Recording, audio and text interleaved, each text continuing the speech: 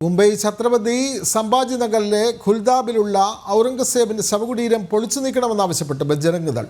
അല്ലാത്തപക്ഷം കർസേവയിലൂടെ ശവകുടീരം പൊളിക്കുമെന്നും ബജ്രംഗ് ദൾ മുന്നറിയിപ്പ് നൽകി.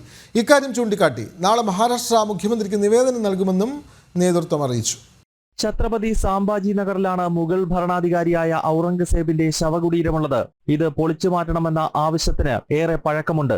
പുരാവസ്തു ഗവേഷണ വകുപ്പാണ് ഇവ സംരക്ഷിച്ചു പോരുന്നത്. കാശി വിശ്വനാഥ ക്ഷേത്രം ഉൾപ്പെടെ തകർക്കുകയും നിരവധി ഹിന്ദുക്കളെ കൂട്ടക്കുരുതി നടത്തുകയും ചെയ്ത ഔറംഗസേബിന്റെ ശവകുടീരം സംരക്ഷിക്കേണ്ടതില്ലെന്നാണ് ദേശീയ പ്രസ്ഥാനങ്ങളുടെ നിലപാട്. ശവകുടീരം സർക്കാർ നീക്കിയില്ലെങ്കിൽ കാർ സേവയിലൂടെ പൊളിച്ചു മാറ്റുമെന്ന് യുവജന സംഘടനയായ ബജ്രംഗ് ദൾ മുന്നറിയിപ്പ് നൽകി.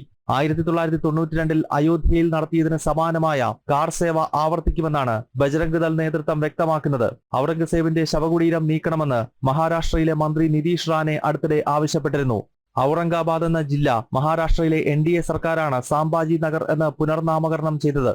നിയമവഴികളിലൂടെ ശവകുടീരവും നീക്കണം എന്ന നിലപാടാണ് ഫട്നാവിസ് സർക്കാരിനുള്ളത്. ജനം, ഡൽഹി.